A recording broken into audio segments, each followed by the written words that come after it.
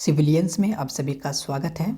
तो हम लोग पढ़ रहे थे दिल्ली सल्तनत और ये क्लास आपका जेपीएससी मेंस के लिए है, जेपीएससी मेंस के लिए।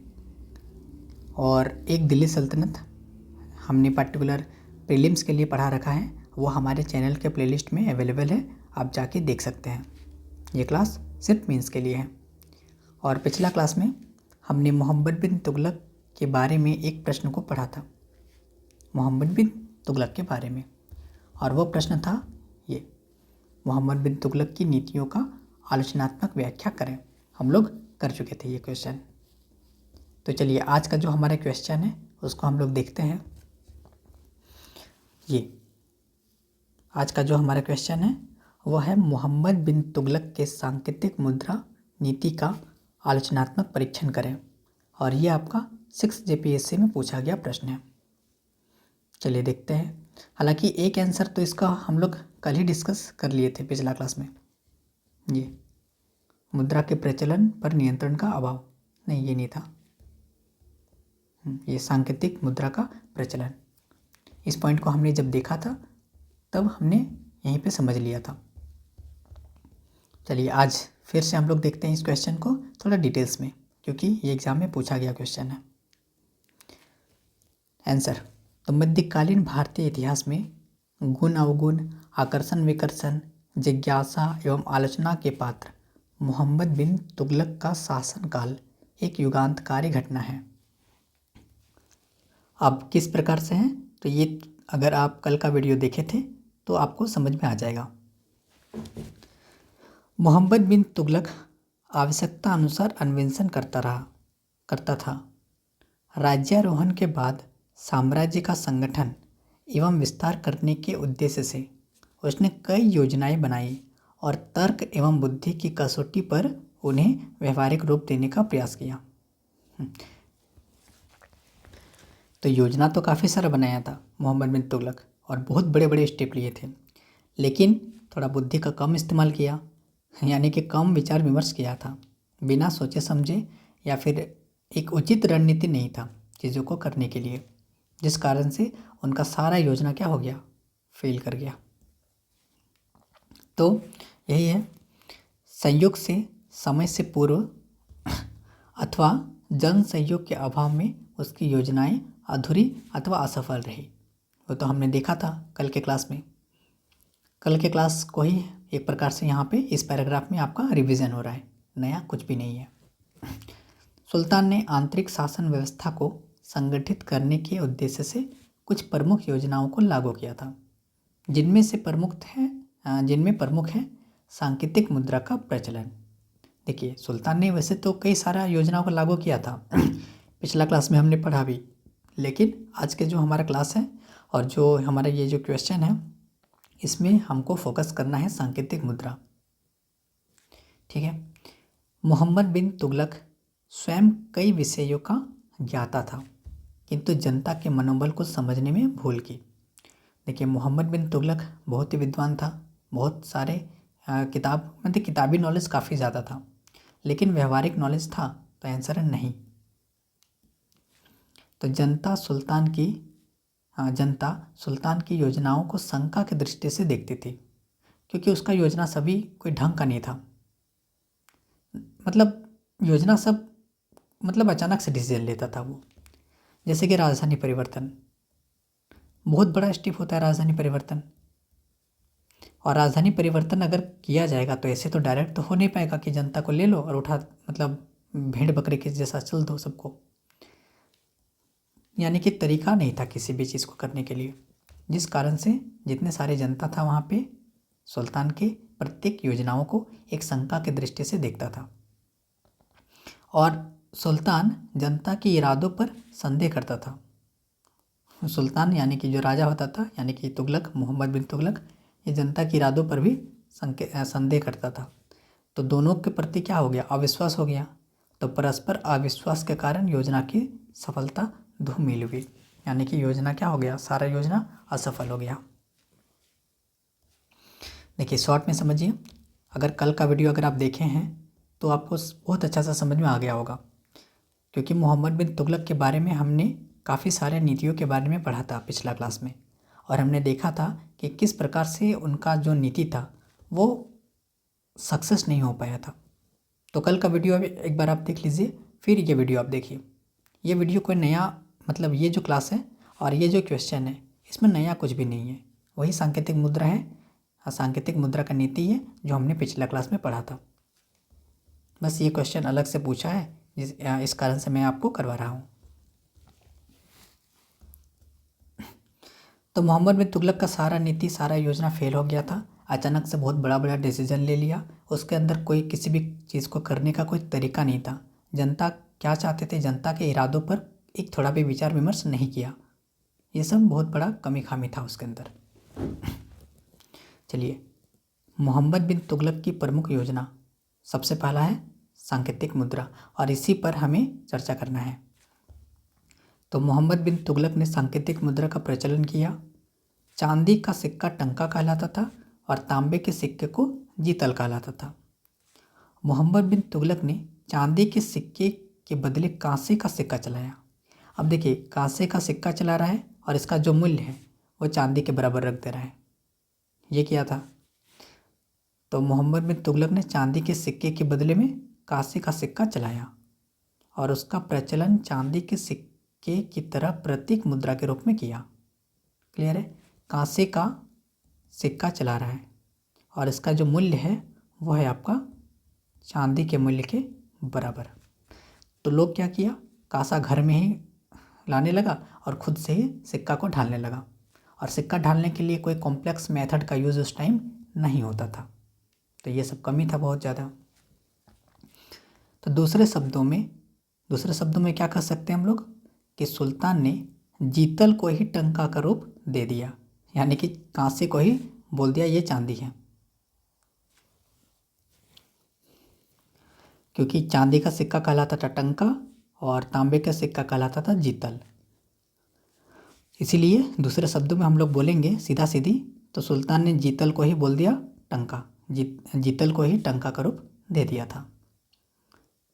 इतिहासकार बर्नी के अनुसार सांकेतिक मुद्रा तांबा की थी। अब देखिए, बर्नी कह रहा है कि ये जो सांकेतिक मुद्रा चलाया था वो तांबा का था, और इतिहासकार फरिश्ता ने उसे पीतल या कांसा कहा है। तो ये देख लीजिए, दोनों इतिहासकारों का जो मत है वो हमने यहाँ पे लिख दिया, और मुद्रा शास्त्रीय प्रमाण उनका अनुमोदन करते हैं। तो इसमें ज़्यादा विवाद करने की आवश्यकता नहीं है। बर्नी बोल रहा है कि ये तांबा था और फरिश्ता ये जो है ये बोल रहा है कि पीतल या कांसा था। तो चलिए, ये पैराग्राफ हमारा कंप्लीट हुआ। इसमें हमने ये मेंशन किया है कि सांकेतिक मुद्रा जो था मोहम्मद बिन तुगलक का वो किस चीज़ का था। तो चांदी का जो सिक्का था उसको टंका बोला गया, तांबे का सिक्का को जीतल बोला गया, यानी कि उसने टंका और जीतल का प्रचलन करवाया था। और किस प्रकार से करवाया था, तो ये जो चांदी का सिक्का था यानी कि टंका, देखिए हाँ टंका चांदी का सिक्का, और जो तांबे का सिक्का था वो था जीतल। तो यही तांबे का सिक्का को बोल दिया टंका के बराबर, यानी कि जीतल का सिक्का टंका के सिक्के का रूप दे दिया था, जीतल को ही टंका का रूप दे दिया था। चलिए, कंप्लीट हुआ। फिर सुल्तान की सांकेतिक मुद्रा का सफल संचालन के लिए यह आवश्यक था कि मुद्रा तैयार करने की प्रणालियाँ या फिर प्रणाली गोपनीय रखी जाए। सही है, अगर कोई मुद्रा प्रचलन हो रहा है तो उसको तैयार करने की जो प्रणाली थी, जो किस प्रकार से उसको तैयार किया जाता था, उसको तो गोपनीय रखना चाहिए। जाली मुद्रा तैयार करने वालों को कठोर दंड दिया जाए। अब जो डुप्लीकेट कॉइन वहाँ पे जारी कर रहा है उस पर कानूनी कार्रवाई करनी चाहिए, कठोर कार्रवाई करनी चाहिए। और अगर पाया जाता है कि ये मतलब नकली सिक्का या फिर जाली सिक्का या फिर जाली मुद्रा तैयार कर रहा है तो उसको कठोर दंड देना चाहिए। तथा व्यापक पुलिस व्यवस्था द्वारा मुद्रा के प्रचलन पर निगरानी रखी जाए, सांकेतिक मुद्रा का एक अस्थायी मूल्य हो। तो ये सब सुझाव हैं जो हम लोग दे सकते हैं। चलिए, तो क्या क्या हुआ, तो पहला पैराग्राफ में जो उसने सांकेतिक मुद्रा का प्रचलन करवाया वही सीधे चांदी के मूल्य के बराबर रख दिया उसका प्राइस। तो इसको कम करने के लिए क्या किया जा सकता था? तो सांकेतिक मुद्रा जो जारी किया था वो, तो उसके लिए एक मतलब सबसे पहला तो जो प्रणाली था जिस माध्यम से वो सिक्का को ढाला था वो गोपनीय रखनी चाहिए था। और जो जाली मुद्रा तैयार कर रहा था उसके खिलाफ कड़ी कार्रवाई करनी चाहिए था या फिर कठोर कठोर दंड देना चाहिए था। यानी कि कार्रवाई करने के बाद जो पकड़ा जाता उस पर कठोर दंड दिया जाना चाहिए था, जो सुल्तान ने नहीं किया। सांकेतिक मुद्रा जारी करने का प्रथम कारण यह था कि, अब देखिए थोड़ा कारण पर भी हम लोग टिप्पणी करते हैं। तो कारण क्या था? तो इसमें भी अलग अलग विद्वान अलग अलग बोला है। तो सांकेतिक मुद्रा जारी करने का प्रमुख कारण यह था कि सुल्तान अपनी विजय योजनाओं को पूरा करने के लिए राज्य की आय अधिक से अधिक बढ़ाना चाहता था। यानी कि इनकम को बढ़ाना चाहता था, राज्य का पैसा बढ़ाना चाहता था, जिससे एक विशाल सेना का निर्माण किया जा सके, सेना का गठन किया जा सके। सेना गठन करेंगे तो उसमें चाहिए पैसा, जिस कारण से वो ऐसा स्टेप उठाया। अब इतिहासकार बर्नी के अनुसार विदेश विजय, असीमित उदारता एवं दानशीलता के कारण शाही खजाना रिक्त हो चुका था। तो इतिहासकार बर्नी क्या बोल रहा है कि जो शाही खजाना था उस टाइम वो रिक्त हो चुका था, खाली हो चुका था, जिस कारण से सुल्तान ने चलाया था, ये अपना सांकेतिक मुद्रा का प्रचलन करवाया था। तथा सुल्तान ने दिवालियापन से बचने के लिए नवीन मुद्रा का प्रचलन किया था। दिवालियापन यानी कि जो लोग कर्जा लेकर के पूरा डूब चुका है उन लोग हम लोग बोलेंगे दिवालिया हो चुका है, यानी कि दिवालियापन। तो दिवालियापन से बचने के लिए उसने एक नया मुद्रा का प्रचलन करवाया। चांदी के अभाव भी सांकेतिक मुद्रा के प्रचलन का एक कारण बताया गया है। जो चांदी था, चांदी तो महंगा था, तो सुल्तान ने सोचा कि एक काम करते हैं, चांदी का सिक्का बंद करते हैं, अब उसके जगह चलेगा तांबे का सिक्का, लेकिन इसी का जो मूल्य होगा वो चांदी के बराबर होगा। तो ये भी एक रीज़न है। भारत में ही नहीं विश्व में चांदी के मूल्य में क्रमिक ह्रास आ गया था और सोना का भार बढ़ गया था। अतः सांकेतिक मुद्रा का प्रचलन तत्कालीन परिस्थिति के अनुकूल एक व्यावहारिक योजना थी। तो इतना सारा कारण है, हमने यहाँ पे लिखा है। तो एक बार शॉर्ट नज़र डालते हैं हम लोग। सबसे पहले सांकेतिक मुद्रा जारी करने का प्रथम कारण ये था कि वो अपने राज्य का आय ज़्यादा से ज़्यादा बढ़ाना चाहता था, ज़्यादा से ज़्यादा बढ़ाना चाहता था। क्या? तो राज्य की आय, पहला रीज़न। इतिहासकार बर्नी क्या बोल रहा है कि देखिए उसका शाही खजाना ही खाली हो चुका था। क्यों खाली हो चुका था? तो बहुत ज़्यादा देश विजय को जीता था, वो बहुत ज़्यादा उदारता दिखाया था, बहुत ज़्यादा दान वगैरह दिया था, ये सब के कारण। और सुल्तान ने दिवालियापन से बचने के लिए भी नया मुद्रा का प्रचलन करवाया था। चांदी का कमी हो चुका था। ये सब प्रमुख कारण है जो आपको यहाँ पे मेंशन कर देना है। और भारत में ही नहीं बल्कि विश्व में चांदी का जो मूल्य है उसमें क्रमिक ह्रास आ चुका था। इसीलिए उसने सोचा कि चलो अब चांदी की जगह हम लोग तांबा का सिक्का को चलाते हैं, कांसा का सिक्का को चलाते हैं और उसी का मूल्य चांदी के बराबर रख देते हैं, प्रॉब्लम सॉल्व हो जाएगा। बहुत अच्छा सोचा। और आप देख पा रहे हैं कि जो उसका परिणाम हुआ वो क्या निकल कर आता है। कभी भी नोट छाप के गरीबी दूर नहीं किया जा सकता। चलिए आगे देखते हैं। व्यवहारिक रूप में मुद्रा प्रचार के काम ने अनेक कठिनाइयाँ उत्पन्न कर दी। व्यवहारिक रूप में हम लोग देखेंगे तो क्या हुआ उस टाइम, क्या वो जो सोचा, जिस प्रकार से उसका सोच विचार था वो हो पाया? तो आंसर नहीं, वो नहीं हो पाया। जिस प्रकार से वो मुद्रा का प्रचलन करवाया उसका एकदम विपरीत रिजल्ट मिला था। काफ़ी कठिनाइयाँ बढ़ गई थी। क्या कठिनाई थी?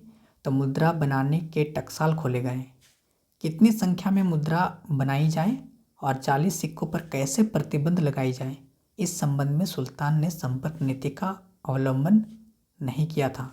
यानी कि उसने इसके बारे में कुछ भी नहीं सोचा। प्रोफेसर मोहम्मद हबीब ने सारा दोष नागरिकों पर डालने की चेष्टा की है।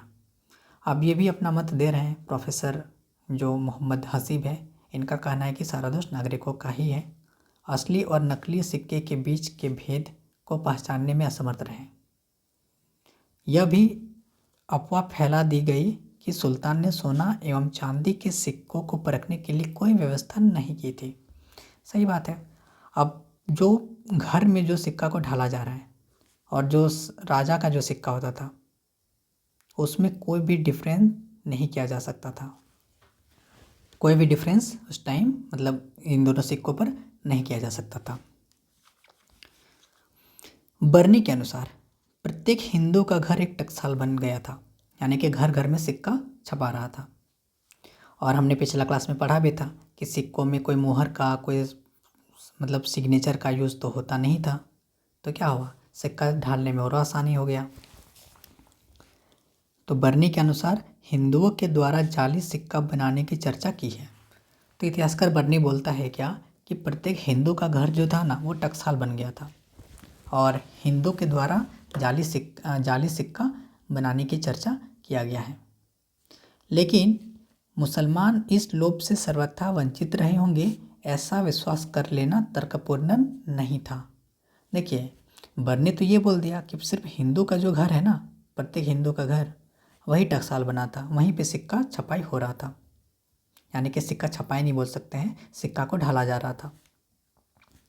लेकिन क्या सिर्फ हिंदुओं तक ही ये सीमित था? तो आंसर है नहीं। मुसलमान लोग भी इसका जो लोभ है उससे नहीं बच सका। भाई पैसा का लोभ सबको होता है, तो मुसलमान इस लोभ से सर्वथा वंचित रहे होंगे, ऐसा कहना सही नहीं होता है, यानी तर्कपूर्ण नहीं था।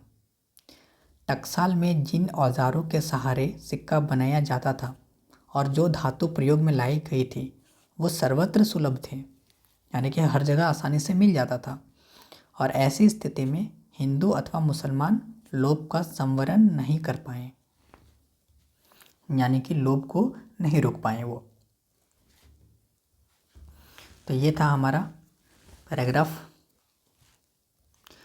तो इसमें हमने मेंशन किया है कि क्या क्या मिसयूज हुआ था इस नीति, ये जो नीति सुल्तान के द्वारा शुरू किया गया था इसमें। तो क्या हो गया, मुद्रा बनाने के लिए बहुत ज़्यादा टकसाल खोला गया, कितनी संख्या में मुद्रा बनाई जाए, जाली सिक्के पर कैसा नियंत्रण लगाया जाए, इस संबंध में सुल्तान मोहम्मद बिन तुगलक ने कोई भी नियम कानून नहीं बनाए थे, जिस कारण से घर घर में टकसाल खोले गए। और एक रीज़न ये है कि असली सोना कौन सा है, असली सिक्का नकली सिक्का कौन सा है, कौन सा सोना का है, कौन सा चांदी का है, ये सब सिक्का को परखने के लिए कोई व्यवस्था नहीं थी। इतिहासकार बर्नी क्या बोल रहा है कि प्रत्येक हिंदुओं का जो घर था वो टकसाल बन चुका था।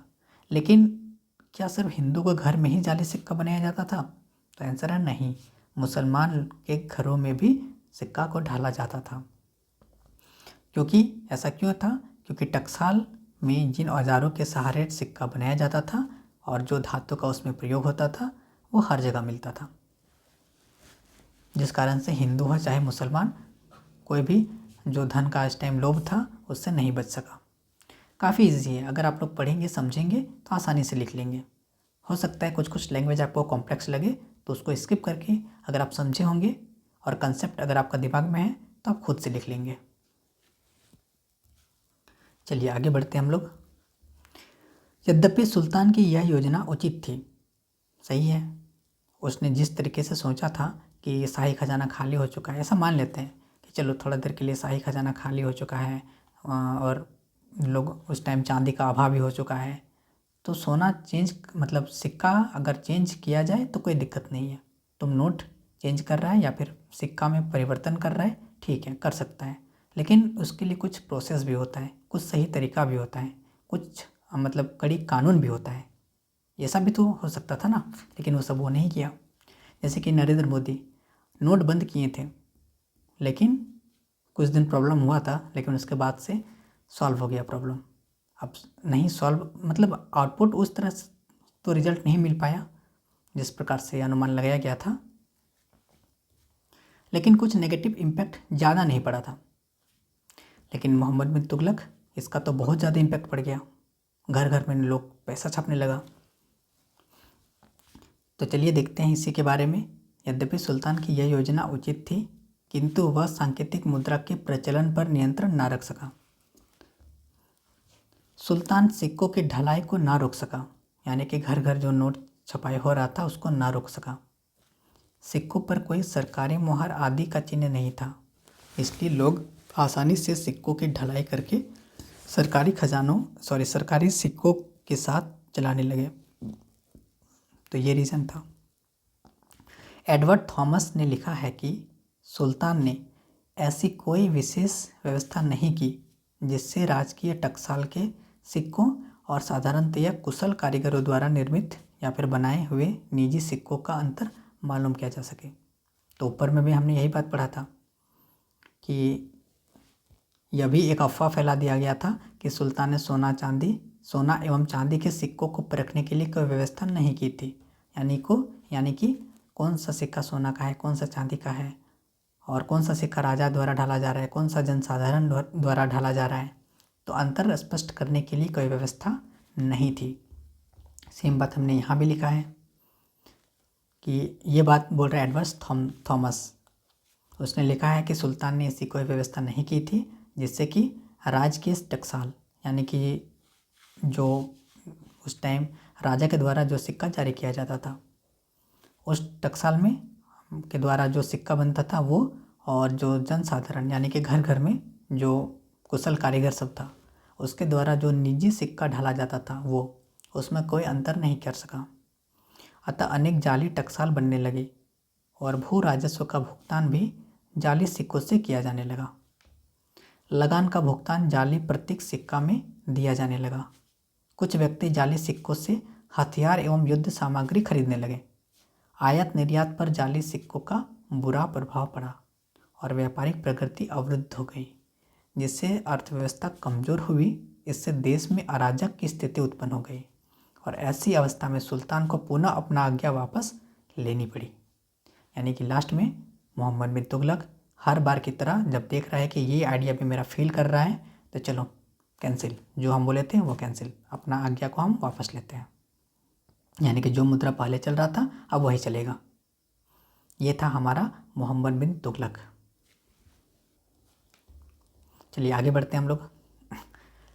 सांकेतिक मुद्रा के प्रचलन की असफलता का एक और मुख्य कारण यह था कि सुल्तान अपने समय की परिस्थितियों को ना समझ सका। यानी कि उसके टाइम पे क्या सिचुएशन था वो भी नहीं समझ सका, और ना ही अपने सांकेतिक मुद्रा में जनता का विश्वास पैदा कर सका। अब लगातार वो गलती करेगा, लगातार अगर वो गलती करेगा तो कोई भी उस पर भरोसा तो नहीं करेगा इतनी आसानी से, और उसका ये पहला गलती नहीं था। उसका नीति इस प्रकार से होता था कि लोगों को भुगतना पड़ता था। तो वही हो गया, ना ही जनता में विश्वास कर पाया कि वो सांकेतिक मुद्रा को मतलब सुदृढ़ कर पाएगा। उनकी नज़र में तांबा था, भले ही उनका मूल्य चांदी के सिक्कों के बराबर क्यों ना कर दिया गया हो। यानी कि मोहम्मद बिन तुगलक एक जरा सा भी ये नहीं सोचे कि हम लोग जो कांसा का सिक्का है वो किस प्रकार से हम लोग चांदी के मूल्य के बराबर रख सकते हैं, ये नहीं मतलब आकलन नहीं कर पाए वो। उसके नज़र में तांबा है बस, भले ही उसका मूल्य चांदी के सिक्कों के बराबर क्यों ना हो। और फलतः जनसाधारण का विश्वास प्रारंभ से ही सांकेतिक मुद्रा के प्रति जम नहीं पाया। तो ये सब कारण हो गया। तो यहाँ पे उसका जो सांकेतिक मुद्रा है वो असफल क्यों हुआ, तो एक मुख्य रीज़न ये था कि सुल्तान जो भी नियम बनाया था या जो भी स्टेप वो उठाया था, लोगों का विश्वास मतलब लोगों में वो विश्वास पैदा नहीं कर सका। और उसका नज़र में जो तांबा था वो तांबा ही था, भले ही उसका मूल्य चांदी के बराबर हो या हीरा के बराबर हो। ये हो गया मेन रीज़न। तो बस फेल होने में ज़्यादा टाइम नहीं लगा। अब इतिहासकार ब्राउन का क्या कहना है, तो ब्राउन का विचार है कि चूँकि 14वीं सदी में विश्वव्यापी चांदी की कमी थी, अतः योजना की असफलता कोई आश्चर्यजनक चीज़ नहीं थी। मुद्रा की असफलता का परिणाम राज्य के लिए भले ही हानिकारक हो, किंतु व्यापार और जनसाधारण को उससे कोई क्षति नहीं पहुंची। तो इतिहासकार ब्राउन लिखते हैं कि देखिए उनका जो ये योजना था जो मुद्रा वाला वो असफल था, लेकिन ये कोई आश्चर्यजनक बात नहीं था। भले ही इससे राज्य के लिए थोड़ा हानि का सामना करना पड़ा, यानी राज्य के लिए हानिकारक था, बाकी व्यापार के मामले में और जनसाधारण के मामले में बहुत ज़्यादा क्षति नहीं पहुंचा। ये इतिहासकार ब्राउन का मत है, आपको लिख देना है। और कंक्लूजन लिखिए अब। अतः मोहम्मद बिन तुगलक की सभी योजनाएं एक निश्चित उद्देश्य की प्राप्ति से प्रारंभ तो हुई, मतलब प्रारंभ तो की गई थी। वो कुछ सोच समझ कर नहीं बोल सकते। वो जो चाहता था कि अगर ये चीज़ लागू करेंगे तो ये चीज़ हमें मिलेगा, लेकिन वैसा होता नहीं था। तो एक निश्चित उद्देश्य की प्राप्ति करने के लिए ही उसने इस योजना को भी चलाया था, किंतु अधिकांशतः योजनाओं में असफलता ही हाथ लगी थी, जिसका एक कारण मोहम्मद बिन तुगलक के अंदर धैर्य की कमी का होना भी माना जा सकता है। ये बहुत इम्पोर्टेंट लाइन है जो मोहम्मद बिन तुगलक के अंदर हमें देखने को मिलती है। उसके अंदर धैर्य जरा सा भी नहीं था, क्योंकि उसकी कोई भी योजना जब असफल होने लगता था तो यह बिना कोई विचार विमर्श किए और बिना उसमें संशोधन किए उस योजना को वापस ले लेता था। आप समझिए, जैसे कि सिक्का का ही बात करें तो घर घर में सिक्का छपने लगा था, सिक्का को ढालने लगा, मतलब ढाला जाने लगा था। थोड़ा गलती से निकल जा रहा है कि सिक्का को छापने लगा था। तो सिक्का को क्या होने लगा, जिस तरीके का वो सिक्का जारी किए थे, ना ही सिक्का को निर्मित करने के लिए कोई कॉम्प्लेक्स मेथड था, ना ही इसमें कोई मुहर चिन्ह वगैरह यूज़ किया गया था। इस प्रकार का सिक्का था कि इसको आसानी से घर में हम लोग ढाल सकते थे, या फिर कोई थोड़ा सा भी इस कार्य में अगर उसके पास कौशल रहेगा तो वो ढाल लेगा। तो इस पर उसको प्रतिबंध लगाना चाहिए था ना।